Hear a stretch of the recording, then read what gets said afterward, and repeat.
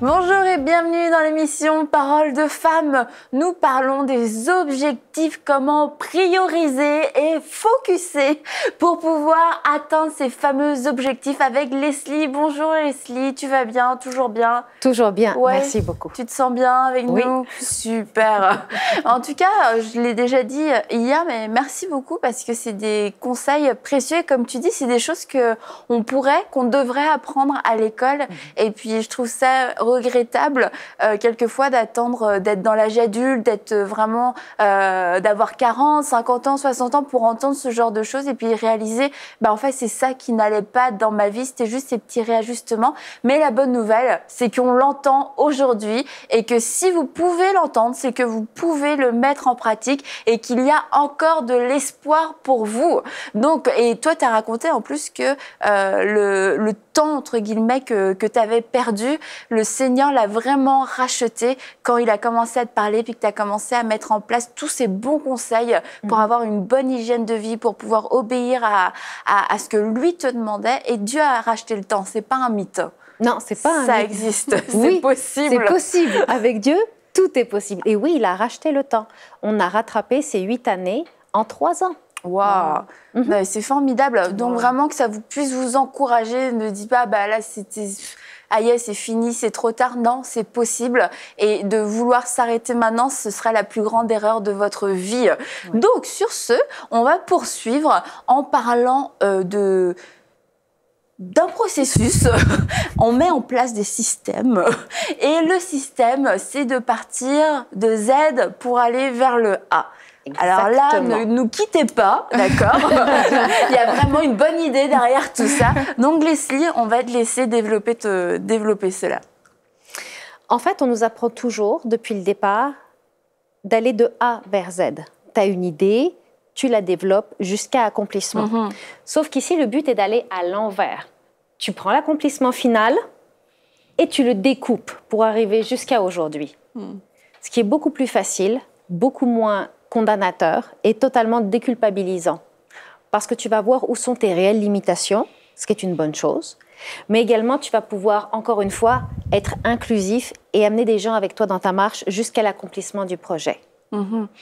Et parce que quelquefois, comme on disait, je vais te laisser la parole après Mathilde, c'est qu'on reçoit des grandes paroles, on a une vision très large du tableau, comme Dieu qui dit à Abraham, va, quitte ton pays, c'est comme super vague. Et nous, ça peut être la même chose, et puis on peut rester vraiment focalisé sur le point final, sans savoir les démarches ou les pas à faire, parce qu'on reste là, ok, c'est le résultat qui compte. Or, il n'y aura pas de résultat s'il n'y a pas un processus. Et toi, ce que tu nous dis, en fait, c'est de prendre ce résultat et puis de commencer à y réfléchir pour pouvoir le découper jusqu'à trouver des actions à prendre de façon quotidienne, même petites, des choses qui auraient pu passer totalement à la trappe parce que ça semble tellement insignifiant finalement qu'on se dit ça ne va pas faire la différence. Le but, c'est de travailler avec constance et discipline, comme on a dit dans les précédentes. Discipline. Tu n'as que ce mot à la bouche. Non, mais ça doit faire partie de la routine et c'est ça qui est excitant. Parce que quand tu fonctionnes à l'envers... Discipline et excitant dans la même phrase, c'est fort. Félicitations.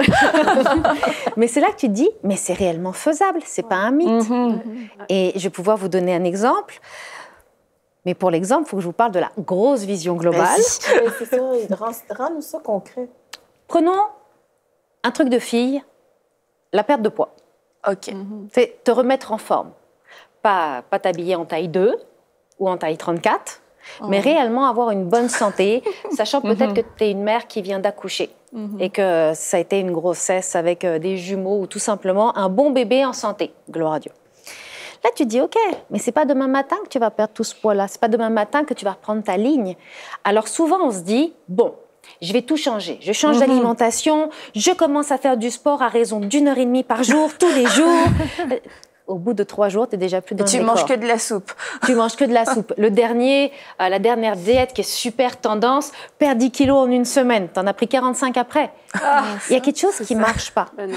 Donc tu dis, OK, je veux être en forme. Mais mieux que ça, je veux être capable d'être moi-même. Être moi-même serait déjà un meilleur objectif que d'avoir des super formes physiques. Donc là, tu dis, j'aimerais juste être moi, avec mon style vestimentaire. Là, tu penses à ton style vestimentaire. Tu dis, bon, tu regardes comment tu es faite. Peut-être que tu aimes les coupes légèrement plus ajustées au niveau de la taille. Tu sais que si tu aimes les coupes plus ajustées au niveau de la taille, peut-être que tes bourrelets, tu pourrais faire quelque chose dessus. Exactement. Sans condamnation. Il y a une réalité de fille ici. Tu sais, au lieu de te regarder dans le miroir et de te dire des tas de mots qui ne sont pas beaux, tu dis, bon, je vais avoir mon style, je vais afficher mes couleurs, je vais être en paix avec moi-même. Génial. Comment qu'on fait ça dans la vraie vie?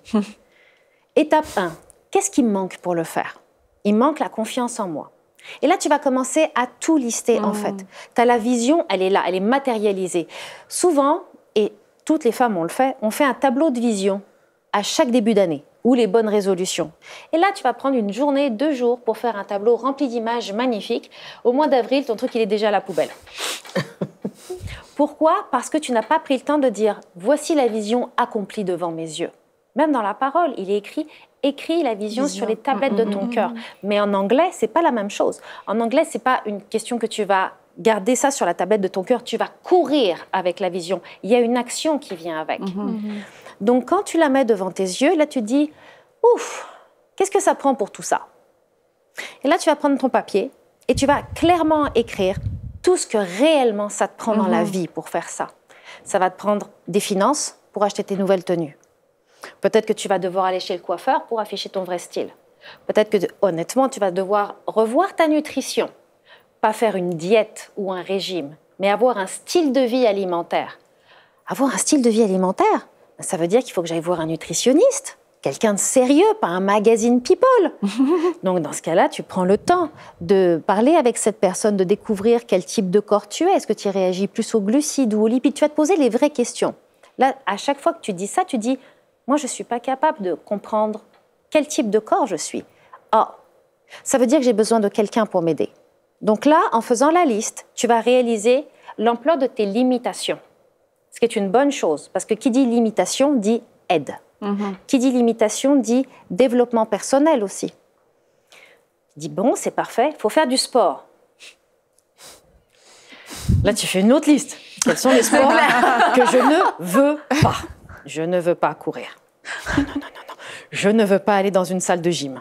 Non. Ok, quel genre de sport tu es capable de faire? Qu'est-ce qui va avec ton identité propre? Et au fur et à mesure que tu listes, tu vas être capable de discerner 3 groupes. Tes limitations et tes besoins. Donc là, tu sais que tu as besoin de faire rentrer d'autres gens avec toi. Tu vas voir qu'il y a des choses qui vont s'appeler les montagnes et les obstacles. Donc tout de suite, à partir du moment où tu vois quels vont être les obstacles, ton cerveau, il fait « Wow, obstacle, trouve une solution. » Tout de suite.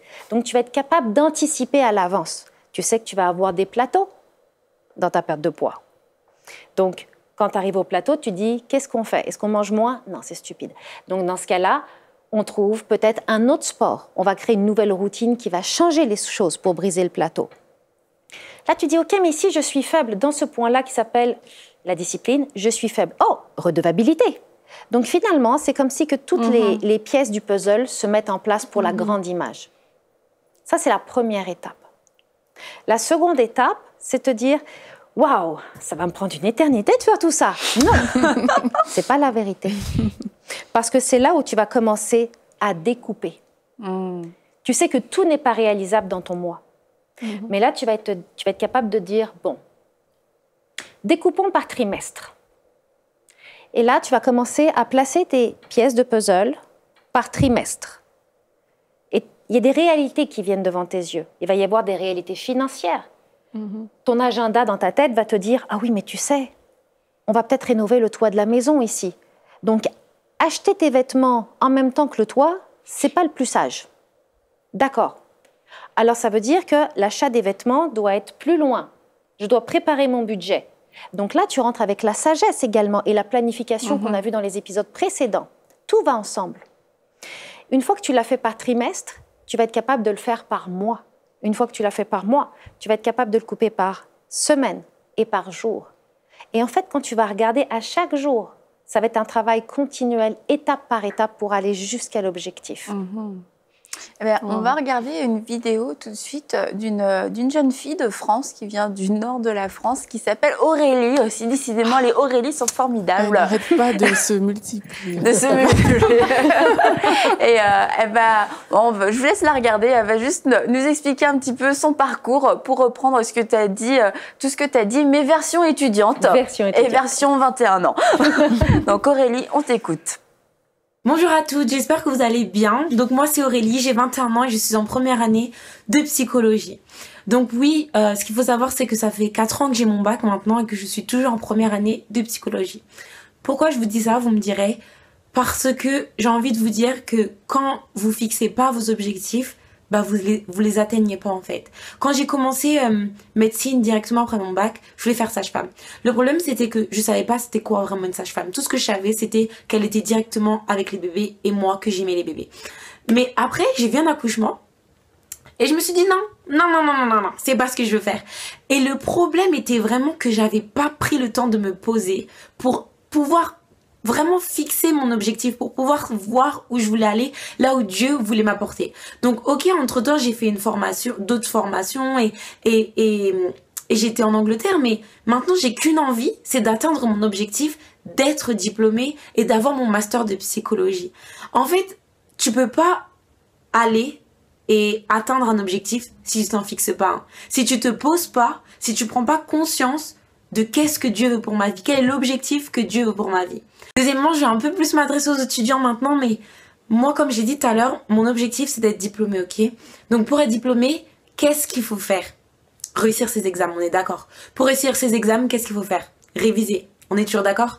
Pour pouvoir réviser, qu'est-ce qu'il faut faire? Assister aux cours. Je sais que c'est bête et méchant, enfin, c'est bête à dire, mais c'est la vérité, ça commence dès là en fait. Donc je sais que généralement quand on est à la fac, on a cette grande liberté de venir ou pas en cours quand on veut. Mais moi je veux vraiment t'encourager à aller en cours à chaque fois. Genre à faire en sorte de te lever pour aller en cours. Ce qui veut dire que quand t'as cours à 9h le lendemain matin, tu couches pas à 4h du matin, reste pas au téléphone, reste pas sur les réseaux sociaux, va pas au cinéma, va pas en soirée, va pas... Non, tu te concentres. Pourquoi? Parce que tu dois te fixer des priorités. Pourquoi? Parce que t'as un objectif, avoir ton examen. Merci Aurélie. Et c'est vrai que ça semble, comme elle dit, ça peut paraître bête de dire va en cours, mais franchement moi j'ai une vie étudiante et ça coulait pas de source pour moi d'aller en cours. C'est une option. Ouais, c'était l'option, ma présence en cours. Une fois je suis arrivée en cours et la prof elle m'a accueillie à bras ouverts parce que ça faisait tellement longtemps que j'étais pas allée en cours.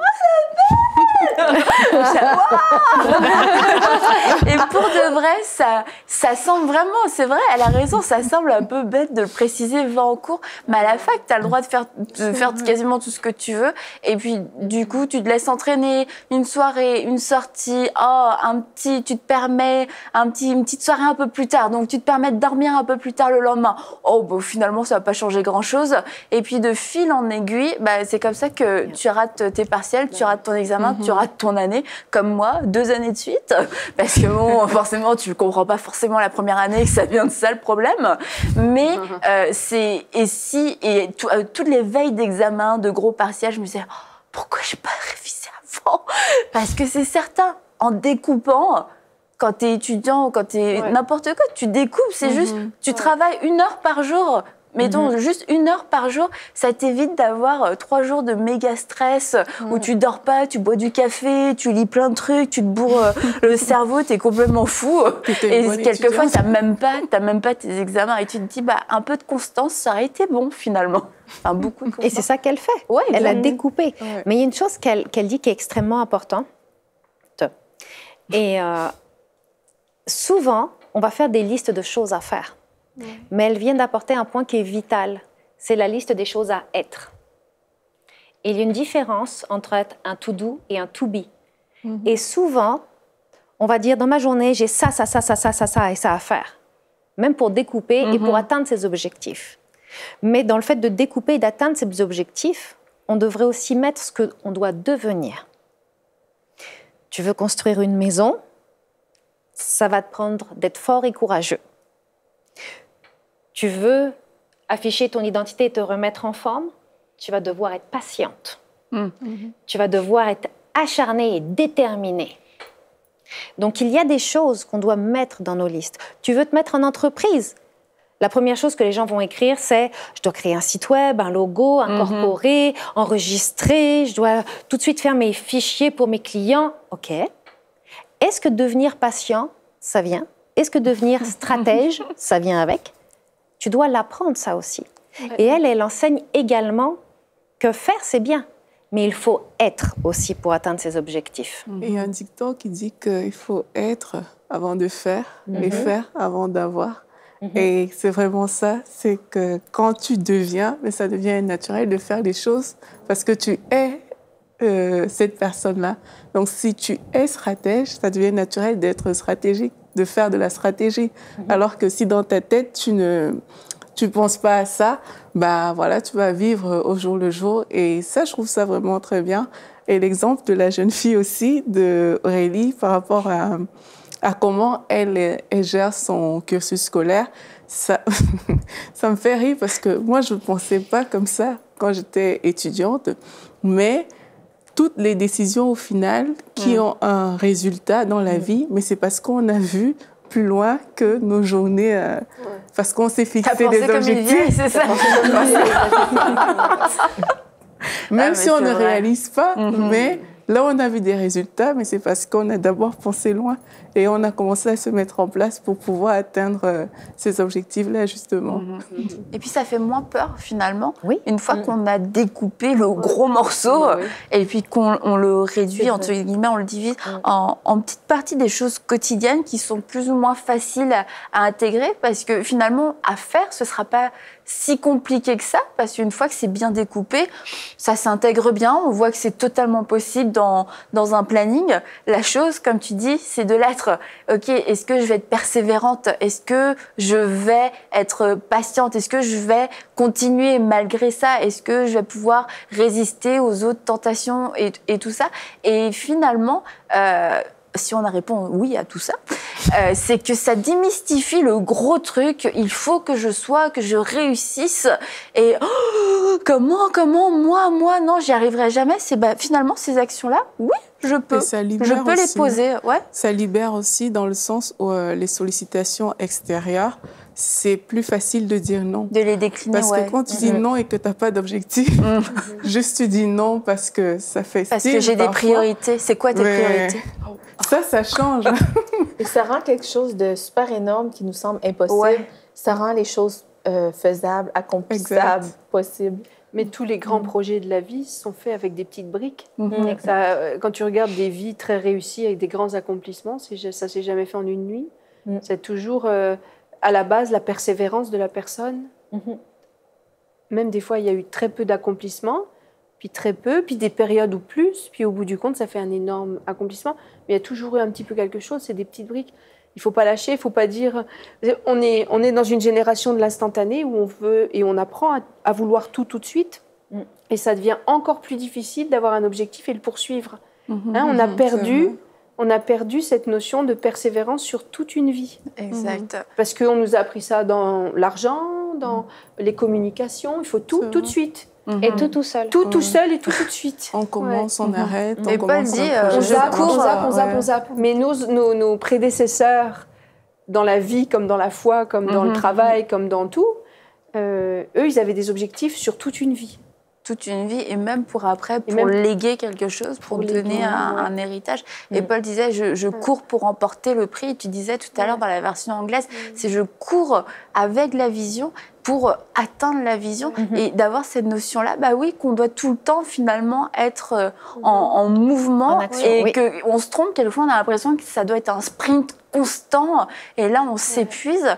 Et puis, quand on découpe, on se rend compte qu'un effort constant va payer beaucoup plus au final que sur un an, sur 10 ans. Toi, tu vois la différence finalement? Oui. Bah oui, parce que tu as rattrapé 8 ans en 3 ans. Donc Et même, tu vois, cette année, on est en avril. Oui. Avril. Oui. Et je me dis, j'ai accompli en 4 mois ce que j'aurais pu accomplir même en 2 ans. Waouh. Tous les objectifs que j'avais mis pour mon année, je les ai déjà accomplis quasiment à plus de la moitié. Et du coup, tu vas faire quoi le reste de l'année? Je vais en trouver d'autres. C'est pas problème. J'ai d'autres plans créatifs, t'inquiète pas. Mais c'est fou. Je me disais l'année dernière, j'aimerais ça faire des conférences. Là, je vais faire la 3e. J'aimerais ça un jour avoir un livre. Le livre est publié, on est en train de faire le 2e. Là, je me disais, ouais, c'est fou. J'aimerais ça créer un nouveau programme. J'ai créé un nouveau programme. Il n'y a même pas eu besoin de faire de la publicité. Des filles de partout ont commencé à faire ce programme parce que la planification, la stratégie, la façon dont la découpe a été faite, l'obéissance aussi avec le Seigneur, de baisser son niveau d'orgueil en disant « J'ai besoin que tu marches avec moi. J'ai besoin de toi aussi, j'ai besoin de toi. » On a tous besoin les uns des autres. Comme tu disais, on est dans une saison où il faut que tout aille vite dans notre génération, et tout seul.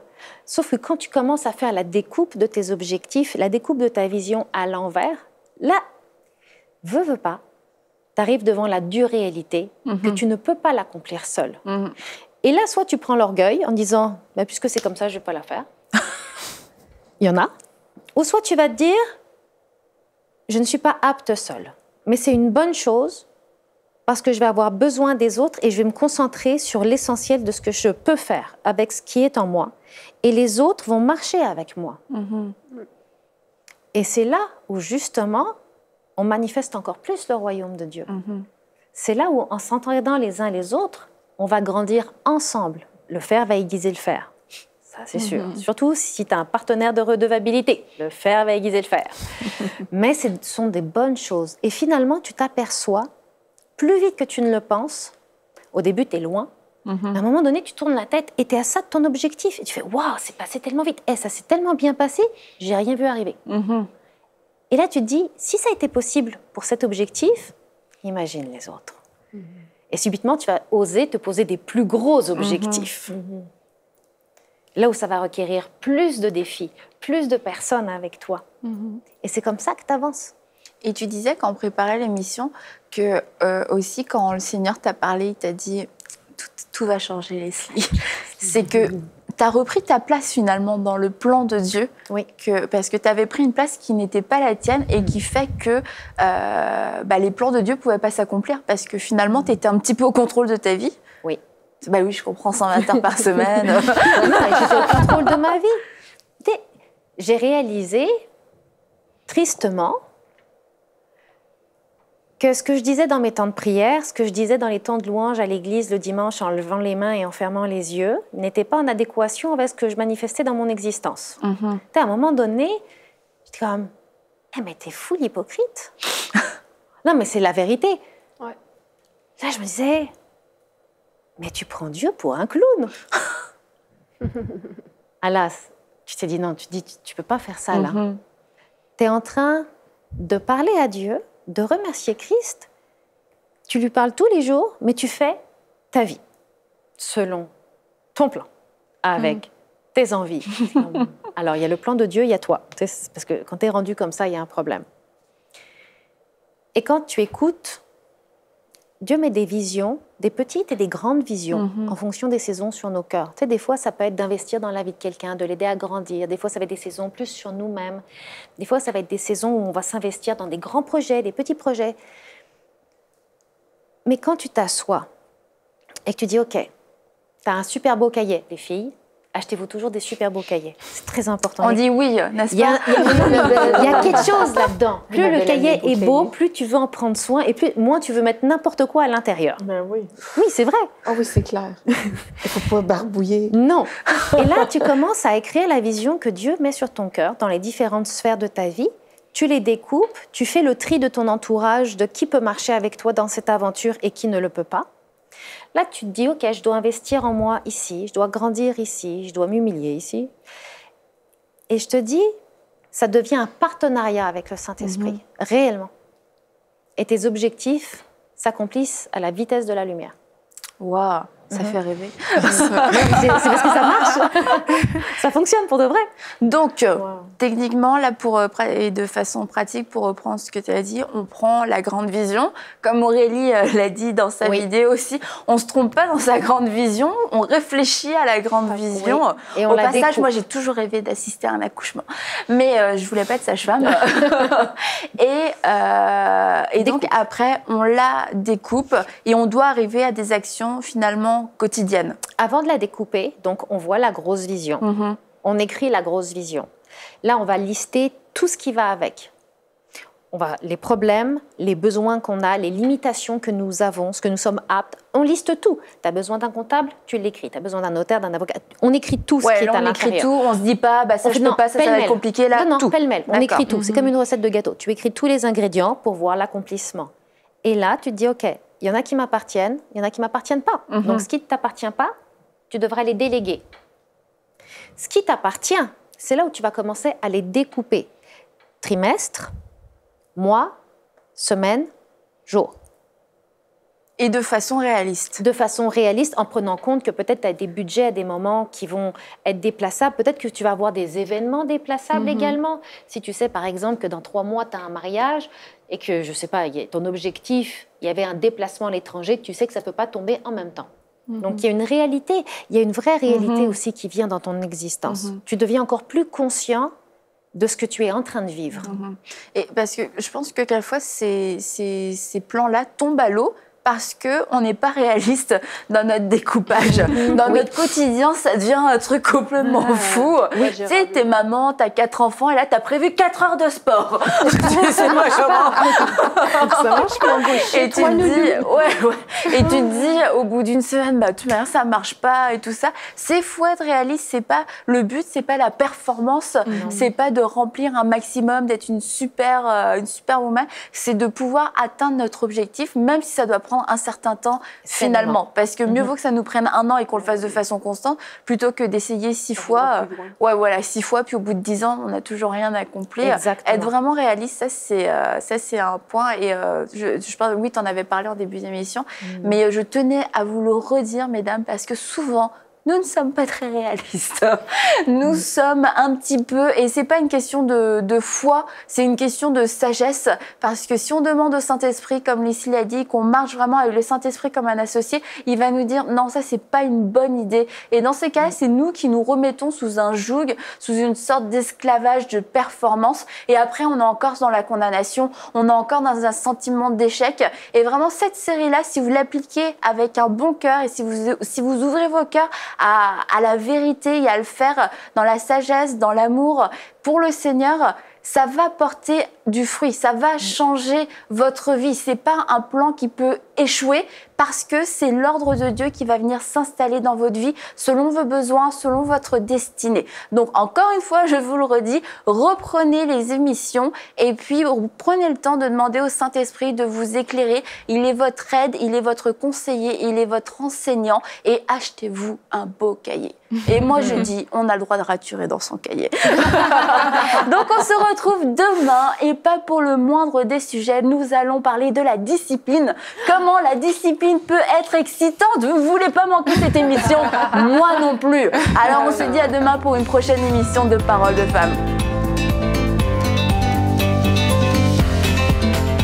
Retrouvez toutes les émissions de Paroles de Femmes en intégralité sur www.emcitv.com. Cette émission est rendue possible grâce au précieux soutien des partenaires d'Enseigne-moi Canal International. Retrouvez tous nos programmes sur emcitv.com.